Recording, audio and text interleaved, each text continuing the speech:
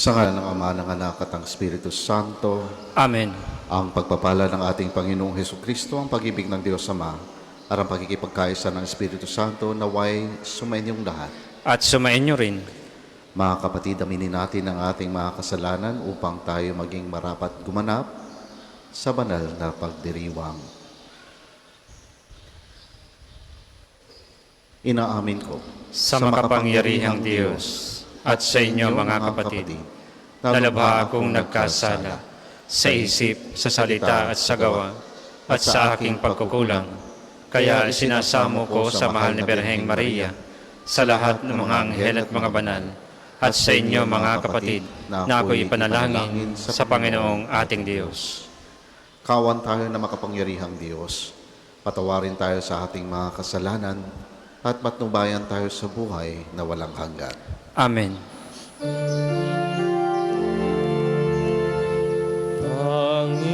Panginoon, kawan mo kami. Panginoon, kawan mo kami. Kristo, kawan mo kami. Kristo, kawan mo kami. Panginoon, kawan mo kami.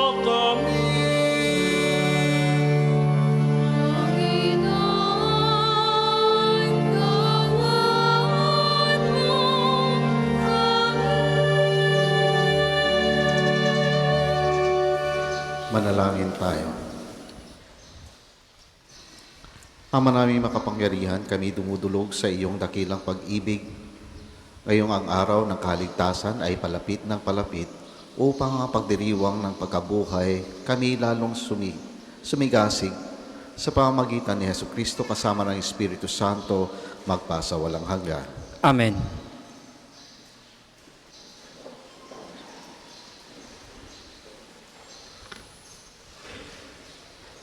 Pagbasa mula sa aklat ni Propeta Jeremias.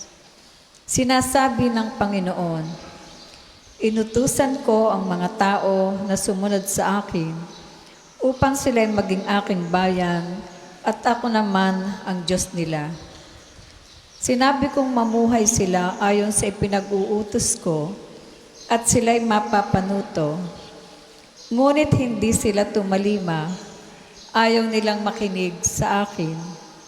Sa halip, ginawa nila ang balang maibigan at lubusang nagpakasama sa halip na magpakabuti. Mula nang lumabas sa Ehipto, ang inyong mga ninuno, hanggang sa araw na ito, patuloy akong nagsugo ng aking mga alipin, ang mga propeta. Subalit hindi sila pinakinggan at pinahalagahan.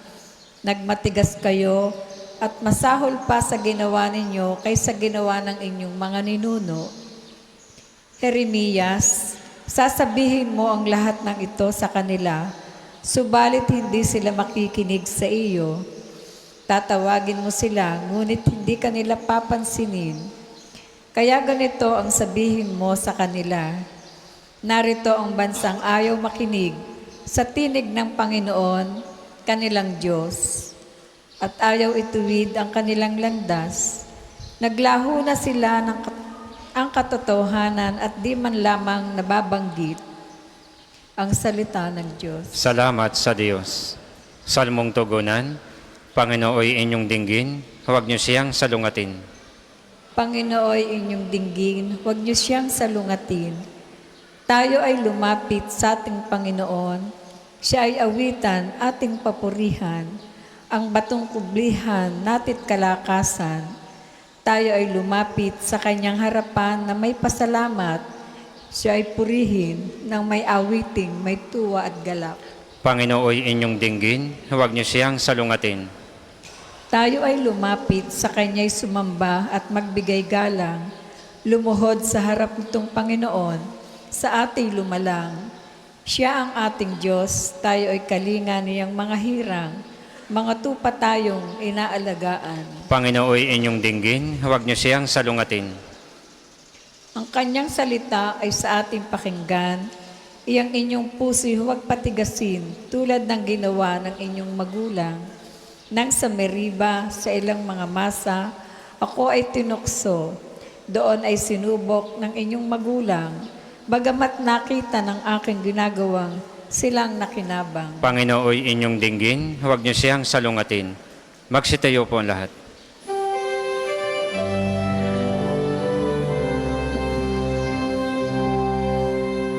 Magsisi tayong matangos, halinang magaling sa mapagpatawad na Diyos.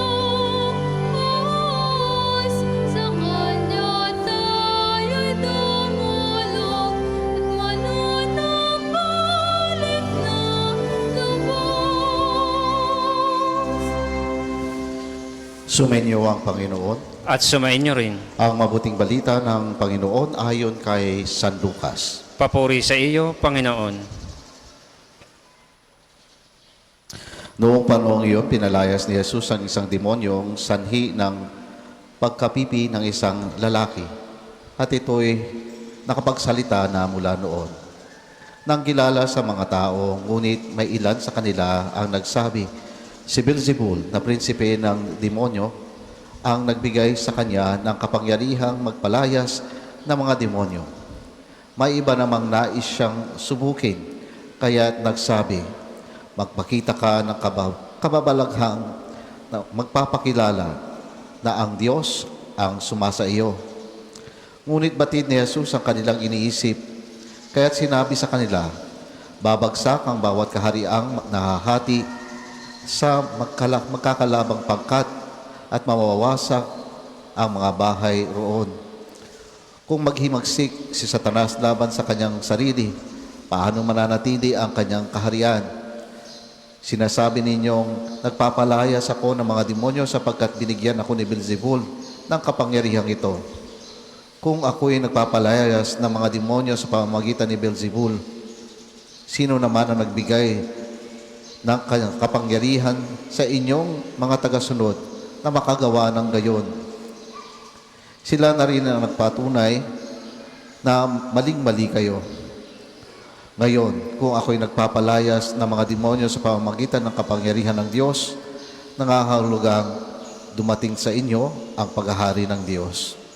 Kakapag ang isang tao malakas at nasasandatahan at nagbabantay sa kanyang bahay, malayo ang panganib ang kanyang ari-arian.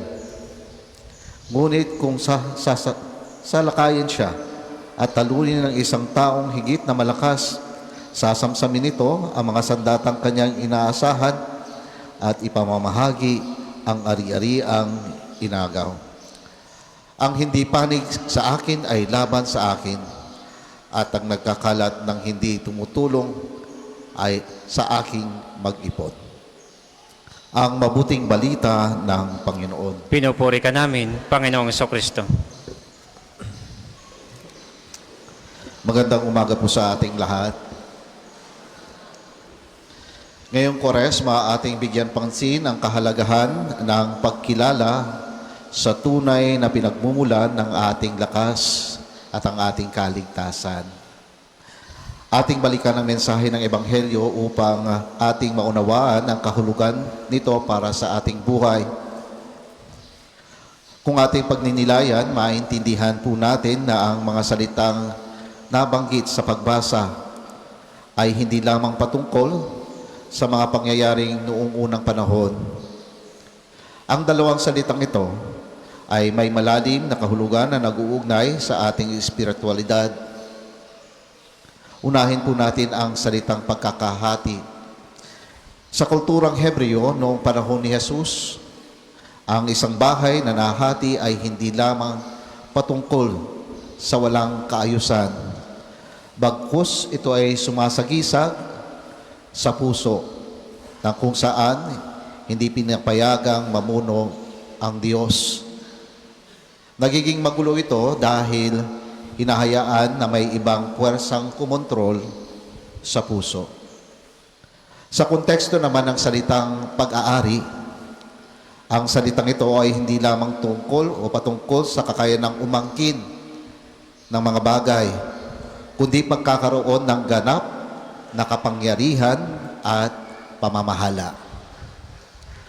Kapag sinasabing ang bahay ay nasa ilalim ng tamang pag-aari, ibig sabihin ito ay maayos, ibig sabihin ito ay may kaligtasan, at ibig sabihin gumagana ang layunin nito. Ano po ang ibig sabihin nito naman para sa ating lahat? Hindi po tayo nilikha para mabuhay ng hati-hati. Ang ating mga puso ay idinisenyo ng Diyos para maging tahanan lamang ng Kanyang pag-ibig at pagmamahal. Kapag may ibang mga bagay na pumapasok o kumahati sa ating isip at damdamin, tulad na lamang po ng kasakiman, puot, pagiging makasarili, nawawalan po tayo ng kapayapaan at direksyon. Pansinin po natin ang mga naaadik, walang satisfaction, no? Hanap ng balisang-balisa, no? Ganon din sa kasakiman, sa kapuutan, at pagiging makasarili. Kaya tanging si Jesus lamang ang makakapagbigay ng tunay na pag-aari. Wala nang ibang puwersa sa mundo na makakapag-ayos ng ating buhay, kundi siya lamang. Siya ang tanging may karapatang mamuno sa atin dahil siya ang ating Panginoon at tagapagligtas. Kapag siya po ang nasa gitna ng ating buhay, nagkakaroon tayo ng kaayusan, lakas at pag-asa na hindi maibibigay ng anumang bagay dito sa mundong ito. At upang manatili tayo sa Kanya, kailangan natin pangalagaan ang ating mga puso. Sa pamamagitan ng pagdadasal, pagbabasa ng banal na kasulatan, at paggawa ng mga mabubuting gawa. Ito ang dahilan kung bakit mahalaga ang Kwaresma, ang ating paghahanda sa ating pagdiriwang ng Kanyang pagpapakasakit, pagkamatay at pagkabuhay. Sapagkat sa panahong ito, ating nililinis ang ating mga tahanan at ibinabalik natin ang kontrol sa tamang may-ari. Walang iba po, kundi ang ating Panginoon. Sa kasalukuyang panahon, maraming pwersang naghahangad na umangkin sa ating mga buhay. Mga mentalidad na nagtuturo na maging makasarili, mga balita na nagdudulot ng takot at pagkahati. Ngayon pa lamang po, no? Tumataas ang presyo ng gasolina. Maraming nagpapanik. Maraming nagpapakarga. Kung minsan, makita natin sa Facebook, yung malaking lagayan na ang nilalagyan ng gasolina. Paano naman ang mga maliliit na taong walang kakayanang bumili ng ganong kalaki? Kailangan nating sabihin sa ating mga sarili, ang aking buhay ay pag-aari ng ating Panginoong Jesus. At hindi tayo papayag mapahamak ang ating tahanan. Ito rin ang dahilan kung bakit mahalaga ang ating pag-aayuno. Nag-aayuno pa ba tayo? Ang tanong. Ang pagkakaroon ng sakripisyo na huwag mo nang kumain para kontrolin natin ang ating appetite upang tayo ay maging malakas pag dumating ang mga tukso. Ang pagbibigay limos o pagiging mapagkumbaba o ang pagbabalik loob sa ating Panginoon. Ito ay ang ating mga paraan para ipakita ang ating pagmamahal sa Panginoon na siya ang hari at siya dapat ang mamuno sa atin. Mga kapatid, ngayong araw, hayaan nating tanungin natin ang ating mga sarili, sino ba ang tunay na nagmamay-ari ng aking buhay? Madalas po, ang slogan ng makamundong ito, ako, ikaw. Pero kung ating isusuko ang ating mga sarili sa ating Panginoon, mabibigla po tayo. Maraming kaginhawaan na ating o kaya biyaya na ating matatanggap at mapayapa ang ating puso.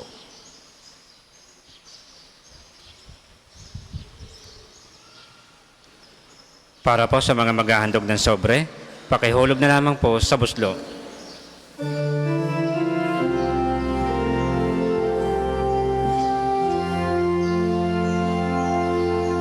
Sa'yo aming handog ang tinapay at alak na ito, handog ng iyong bayang sumasamot, humihingi ng patawad mo.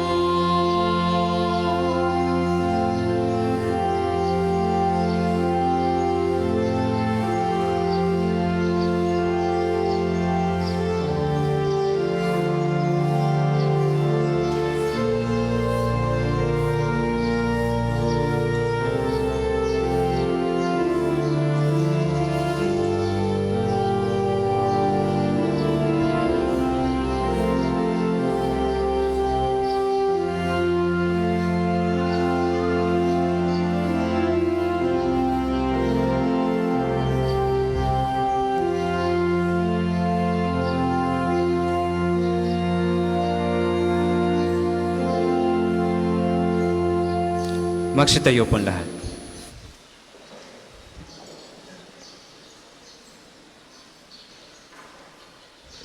Manalangin kayo mga kapatid upang ang paghahain natin ay kalugdan ng Diyos sa mga makapangyarihan. Tanggapin nawa ng Panginoon itong paghahain sa iyong mga kamay, sa kapurihan niya at karangalan, sa ating kapakinabangan, at sa buong sambayanan niyang banal. Ang maraming lumikha upang iyong kalugdan ang aming mga alay, dalisayin kami sa lahat ng kasalanan at huwag mong ipahintulot na kami masilaw ng kinang ng mga huwad na kaligayahan, kundi tagayod mo kami ng aming makamtan ang iyong pangakong gantimpalang lantay sa pamamagitan ni Hesus Kristo kasama ng Espiritu Santo magpa sa walang hanggan. Amen. Sumainyo ang Panginoon. At sumain niyo rin. Itaas sa Diyos ang iyong puso at diwa. Itinaas na namin sa Panginoon. Pasalamatan natin ang Panginoong ating Diyos. Marapat na siya ay pasalamatan. Ang maraming makapangyarihan, tunay ngang marapat na ikaw ay aming pasalamatan sa pamamagitan ni Hesus Kristo na aming Panginoon. Sa aming kusang pagtitiis ng hirap, tinutulungan mong aming maitumpak ang kinamihas ng pagsalungat sa pananagutang iyong iniatas sa aming pagtulad sa anak mong mahal na nagpakasakit para sa tanan. Ang pagsisikap namin iyong kinalulugdan at ang pagpapakabuti namin iyong ikinararangal. Kaya kaisa ng mga anghel na nagsisiawit ng papuri sa iyo nang walang humpay sa kalangitan, kami nagbubunyi sa iyong kadakilaan.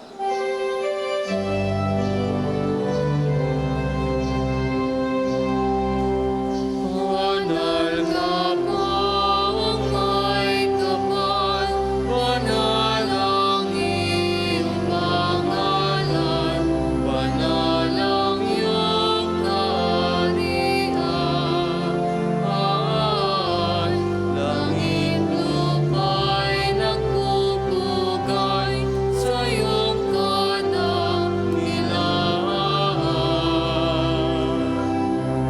Dinarakilan ng lahat ang naparito mong anak na siyang nagmulat sa bulan.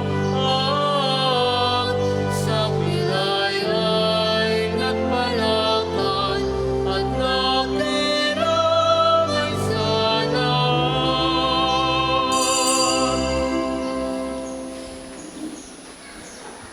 Ama naming banal, ikaw ang bukal ng tanang kabanalan.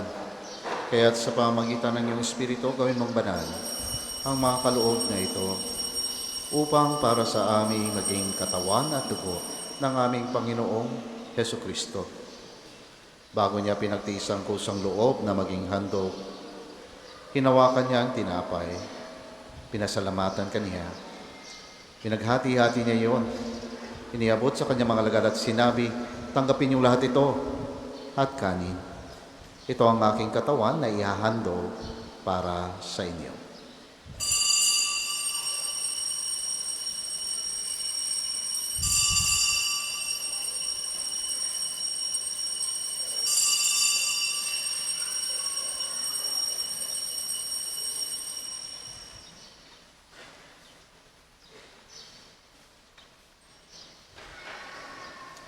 Gayon din naman nung matapos ang kapunan, hinawakan niya ang kalis, muli kanyang pinasalamatan. Iniabot niya ang kalis sa kanyang mga alagad at sinabi, tanggapin niyo lahat ito at inumin. Ito ang kalis ng aking dugo, ng bago at walang hanggang tipan, ang aking dugo na ibubuhos para sa inyo at para sa lahat, sa ikapagpapatawad ng mga kasalanan. Gawin ninyo ito sa pag-alala sa akin.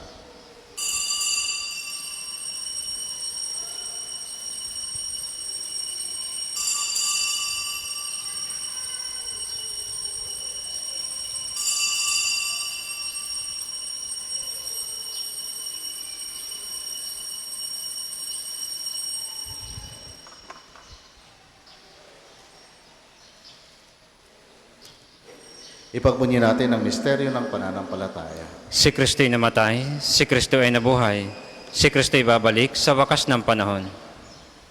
Ama, ginagawa namin ngayon ang pag-alala sa pagkamatay at muling pagkabuhay ng iyong anak. Kaya't inaalay namin sa iyo ang tinapay na nagbibigay buhay, harang kalis na nagkakaloob ng kaligtasan. Kami nagpapasalamat dahil kami iyong minarapat na tumayo sa harap mo para maglingkod sa iyo. Sinasamo namin kami magsasalo-salo sa katawan at dugo ni Kristo ay mabuklot sa pagkakaisa sa pamamagitan ng Espiritu Santo. Ama, lingapin mo ang iyong simbahang laganap sa buong daigdig. Puspusin mo kami sa pag-ibig kay San Leon na aming Papa at ni Gilbert na aming Obispo ng Tanang Kaparian. Alalahanin mo rin ang mga kapatid naming nahimlay na may pag-asang sila'y muling mabubuhay. Gayon din ang lahat ng mga pumanaw. Kaawaan mo sila at patuloyin sa iyong kaliwanagan. Kaawaan mo at pagindapatin kaming lahat na makasalo sa iyong buhay na walang wakas. Kaisa ng mahal na Birheng Maria na ina ng Diyos, ni San Jose na kanyang kalinis-ninisang esposo, kaisa ng mga apostol at ang lahat ng mga banal na namuhay dito sa daigdig ng kalugod-lugod sa iyo. May pagdiwang nawa namin ang pagpupuri sa ikararangal mo sa pamamagitan ng iyong anak na aming Panginoong Heso Kristo. Sa pamamagitan ni Kristo, kasama niya at sa Kanya, ang lahat ng parangal at papuri ay sa iyo, Diyos amang makapangyarihan, kasama ng Espiritu Santo, magpa sa walang hanggan. Amen. Amen.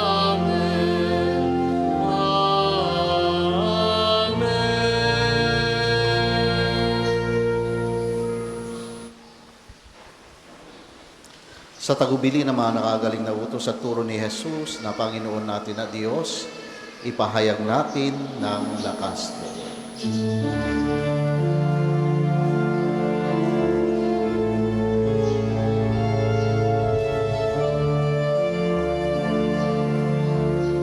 Ama namin sumasalangit ka, sambahin ang ngalan mo, mapasamin ang kaharian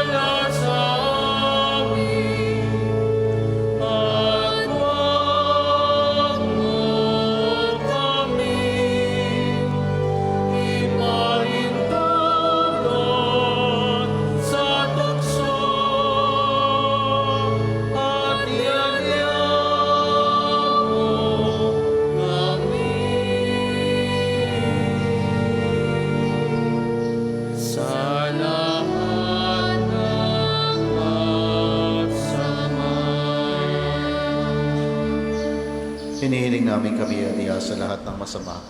Pagkaluban ng kapayapaan araw-araw, iligtas sa kasalanan at ilayo sa lahat ng kapahamakan. Samantalang aming pinananabikan ng dakilang araw ng pagpapahayag ng tagapagligtas naming si Hesu Kristo. Sapagkat iyong kaharian at ang kapangyarihan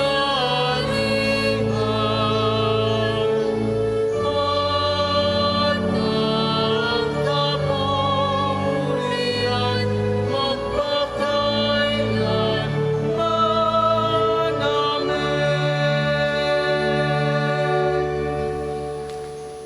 Panginoong Hesukristo, sinabi mo sa iyong mga apostol, kapayapaan ang iniiwan ko sa inyo, ang aking kapayapaan ang ibinibigay ko sa inyo.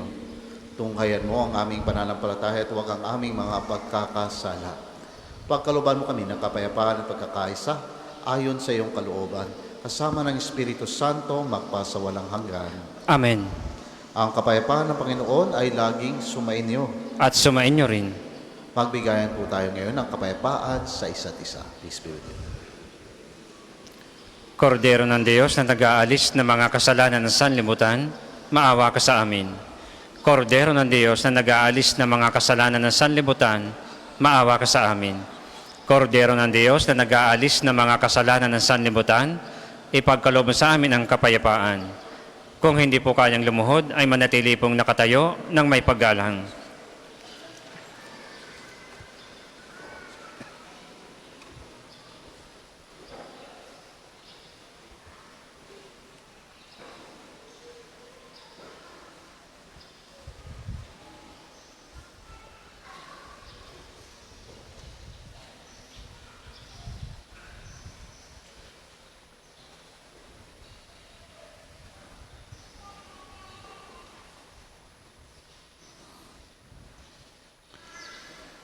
Ito ang kordero ng Diyos.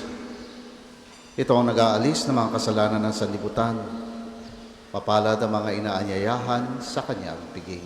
Panginoon, hindi ako karapat-dapat na magpatuloy sa iyo, ngunit sa isang salita mo lamang ay gagaling na ako.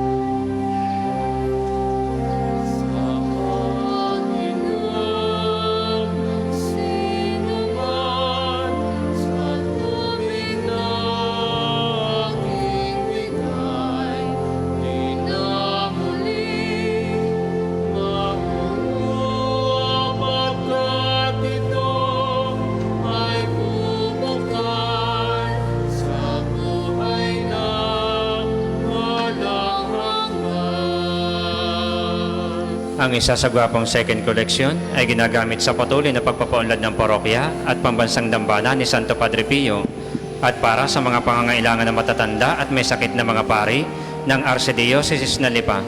Salamat po sa inyong mga handog.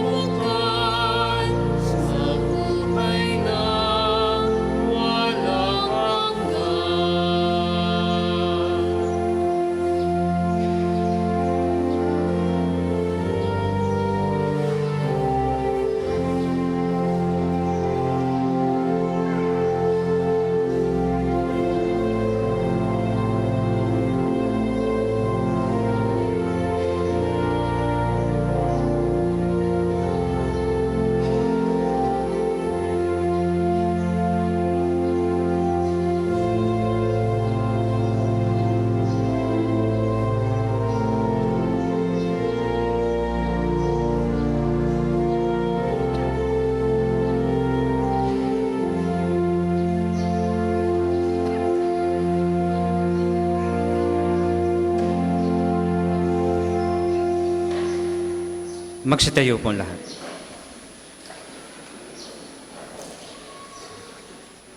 Manalangin tayo.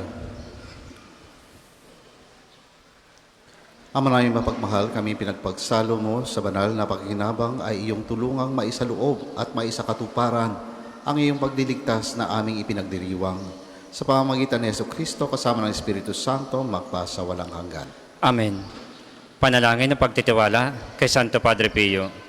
Padre Pio, taga Pietrelcina, Mongheng Banal, Pintakasing Santo ng milenyong kasalukuyan, gabay namin sa pagtahak sa landasing makalangit, takbuhan sa pangangailangan, huwaran na pagtitiis.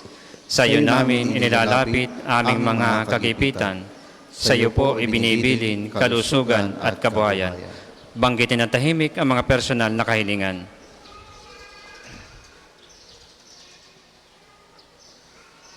Di mang karapat-dapat, kami po ay pagbigyan, bendisyonan at basbasan, maging ganap sa buhay. Lumayo nawa kami, umiwas sa kasalanan, lumapit lagi sa Diyos, maging matatag at matibay. Sa mabuting balita ng pagliligtas, turuan mo kami nawa. Sa tuwin ay makinig, magnilay at sumampalataya. Amin pong pakiusap itong mga kahilingan. Puso ay nagsisisi, nagtitikang taimtiman. Di na muling magkasala, sunod lagi sa Diyos Amang, kaisa ng Espiritu at ni Jesus na tagapamagitan. Amen. Magsiupo muna po lahat para sa mga patalastas. Una, sa inyong pagdalaw sa pambansang dambana, mangyaring pakaingatan ang inyong mga personal na gamit. Hangad namin ang isang matiwasay at maayos na pagbisita sa National Shrine.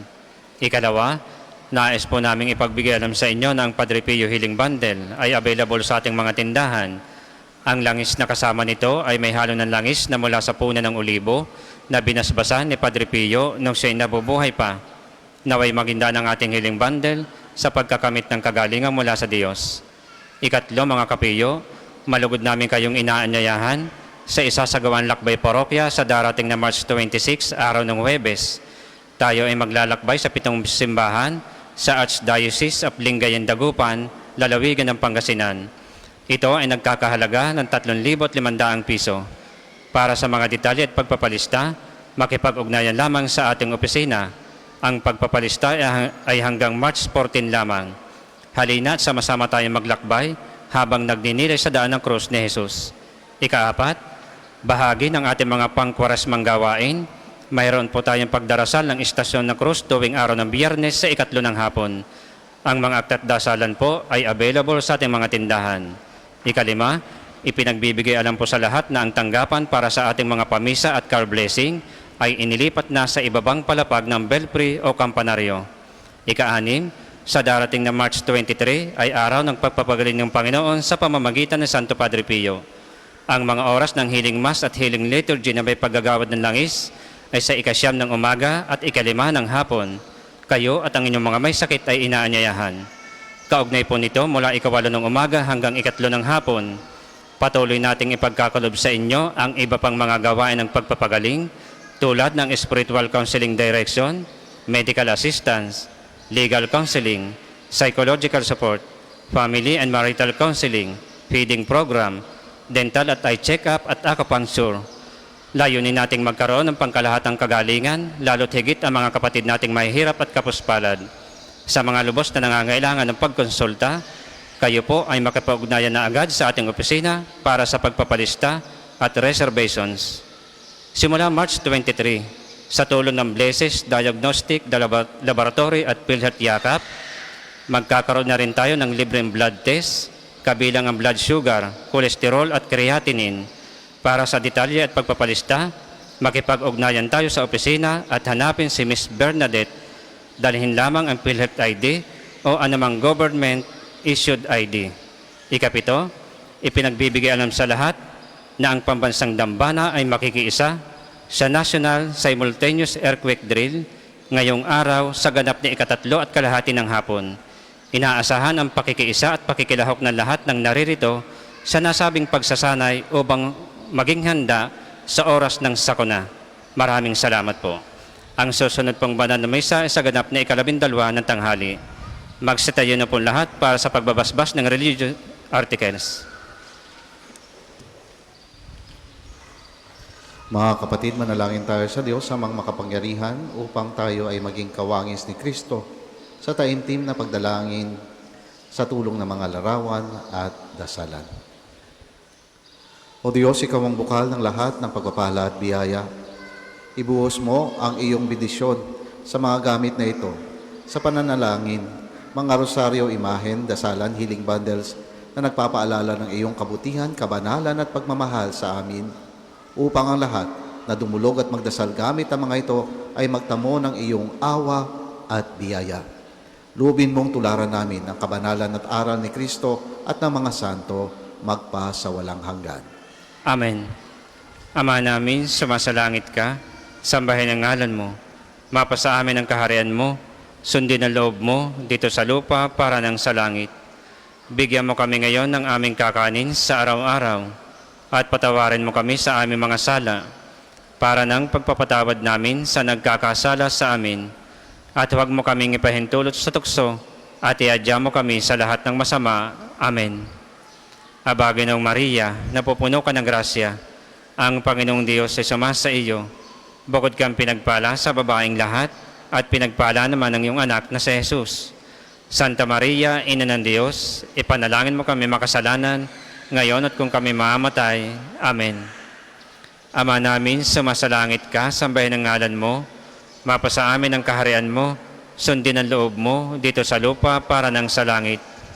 Bigyan mo kami ngayon ng aming kakanin sa araw-araw at patawarin mo kami sa aming mga sala para nang pagpapatawad namin sa nagkakasala sa amin.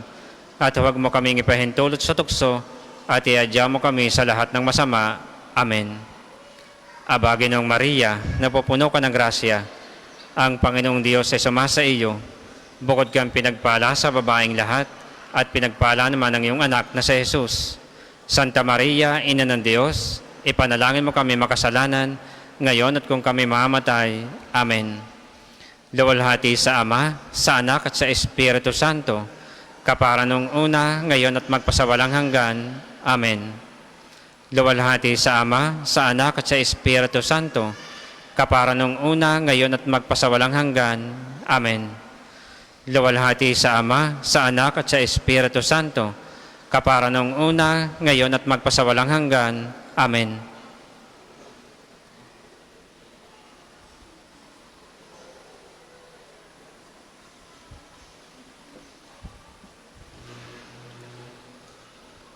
Sumainyo ang Panginoon. At sumain niyo rin. At pagpalain tayo ng makapangyarihan at mapagmahal na Diyos, Ama Anak, at ng Espiritu Santo. Amen. Tapos na ang ating pagdiriwang, humayo tayong lahat na mapayapa. Salamat sa Diyos.